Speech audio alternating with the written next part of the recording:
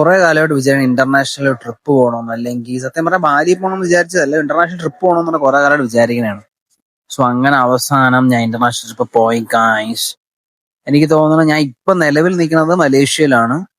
അതായത് ഞാൻ ആദ്യം എനിക്ക് തോന്നുന്നു I have started my journey from Kochi.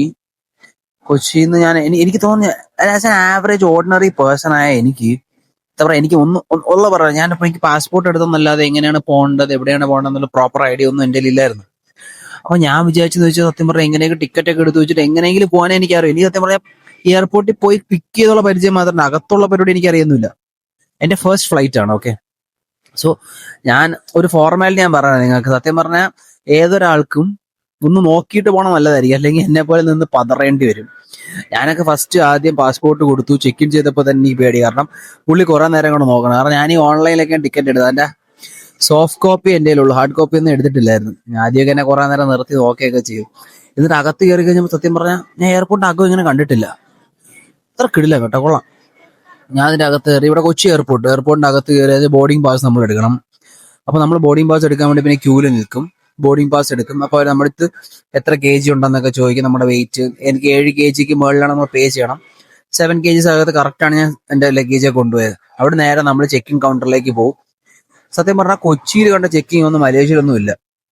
Checking എന്നൊക്കെ പറഞ്ഞാൽ അവിടെ നിന്ന് അവർ ചെക്ക് ചെയ്യിപ്പിക്കണം എന്ന് പറഞ്ഞാൽ നമ്മുടെ ബാഗിന്റെ അകത്തെ ഫോണ്, ചാർജർ, ഹെഡ്സെറ്റ് ഉൾപ്പെടെ എല്ലാ സാധനങ്ങളും നമ്മൾ വെളിയെടുത്ത് വെക്കണം.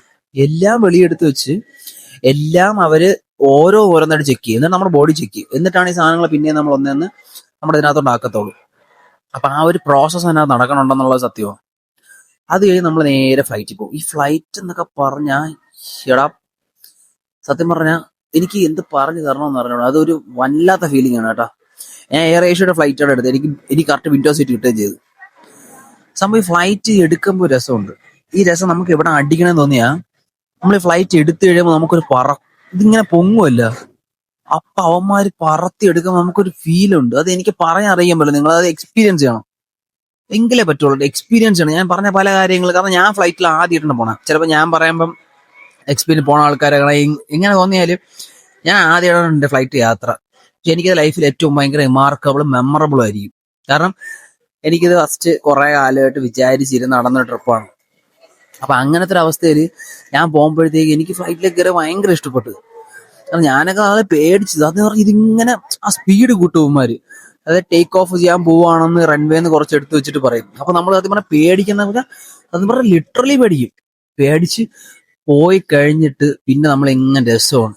പിന്നെ ഇങ്ങനെ നമ്മളെ മേഘങ്ങളുടെ ഇടയിൽ കൂടെ ഇങ്ങനെ നോക്കി. ഞാൻ സത്യം പറഞ്ഞാൽ ഈ ജനലിലേക്കൊന്നും കണ്ണെടുത്തിട്ടേ ഇല്ല. ഏകദേശം 4 മണിക്കൂർ ആ വിൻഡോ സീറ്റിൽ ഇരുന്ന് വിൻഡോയിലിരുന്ന് മൊത്തം നോക്കുമായിരുന്നു, ക്ലൗഡ്സും അതും ഇതും. എന്നിട്ട് മലേഷ്യയിലാണ് ഫസ്റ്റ് ട്രാൻസിറ്റ് ഫ്ലൈറ്റ് പറഞ്ഞത്. മലേഷ്യ വന്നു കഴിഞ്ഞപ്പം നമ്മൾ എനിക്ക് തോന്നുന്നു കുറച്ച് കഴിഞ്ഞപ്പോഴത്തേക്കും എത്തി. എനിക്കൊന്ന് 4 hours കഴിഞ്ഞ് മലേഷ്യയിൽ എത്തിക്കഴിഞ്ഞപ്പം ഒരു ഐ തിങ്ക് ഒരു ഇവിടുത്തെ മലേഷ്യൻ ടൈം അനുസരിച്ച് 5:30 4:30 മണിയായി. സംഭവം എന്ന് വെച്ചാൽ അത് കഴിഞ്ഞ് 11 മണിക്ക് അടുത്ത ഫ്ലൈറ്റ് ഉള്ളൂ. അപ്പൊ അതുവരെ എനിക്ക് തോന്നുന്നു 4 hours സീന ട്രാൻസിറ്റ് എടുത്തത്.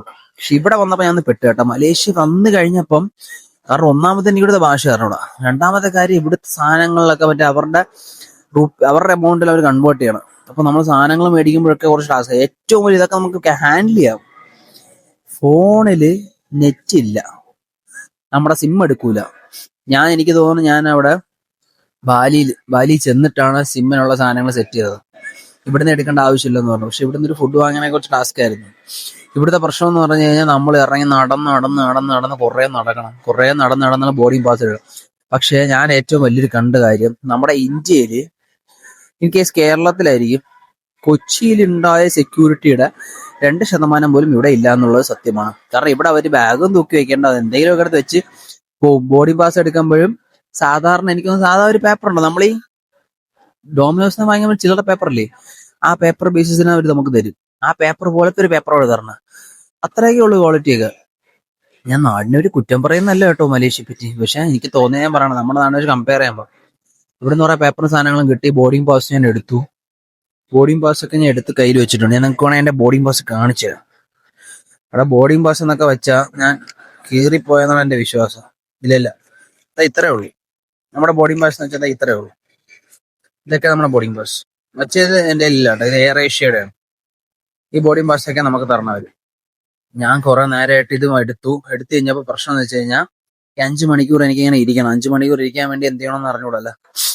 അപ്പം ലോഞ്ച് ആക്സസ് ഉള്ള കാർഡ് എൻ്റെ ഇല്ല. എൻ്റെ ഉള്ള ക്രെഡിറ്റ് കാർഡിലൊന്നും ലോങ് ആക്സസ് ഇല്ല. അപ്പൊ ഞാൻ വിചാരിച്ചു ഇവിടെ നമ്മുടെ ഫുഡ് കോർട്ട് ഉണ്ട്, ഫുഡ് കോർട്ട് ഇങ്ങനെ ഇരുന്നിട്ട് ഇവിടെ വേണമെങ്കിൽ കിടക്കാം, എല്ലാവരും അതാണ് ചെയ്തോട്ടെ, കിടക്കാം. പക്ഷെ എനിക്ക് കിടക്കാൻ ഒരു പേടി, കാരണം എന്റെ ലഗേജും കാര്യങ്ങളൊക്കെ ഇരിക്കണോണ്ട് അടിച്ചോണ്ട് പോകുന്നൊരു പേടി. ഇല്ലായിരിക്കും, പക്ഷെ എനിക്കൊരു ഭയം. അതുകൊണ്ട് ഞാൻ ഇങ്ങനെ ഉണർന്നിരിക്കുമായിരുന്നു. കാരണം എനിക്കിനി ഏകദേശം ഒരു 3 മണിക്കൂറോടെ തള്ളി നിൽക്കും, അടുത്ത ഫ്ലൈറ്റ് കയറി ബാലിക്കുക. എനിക്ക് ഇവിടെ നിന്ന് 3 മണിക്കൂറേ ഉള്ളൂ. ഇനി ബാലി പോയിട്ട് തന്നെ നിങ്ങൾക്കെല്ലാം ഞാൻ കാണിച്ചു തരാം, ഞാൻ ചെയ്യണ കാര്യങ്ങൾ എന്തൊക്കെയാണ് ചെയ്യാൻ പോകുന്നതെന്നൊക്കെ. സോ ഇതുവരെയുള്ള കഥകൾ നിങ്ങൾ കണ്ടിരിക്കുക. അടുത്ത എപ്പിസോഡുമായിട്ട് ഞാൻ വരുന്നതാണ്. ബൈ.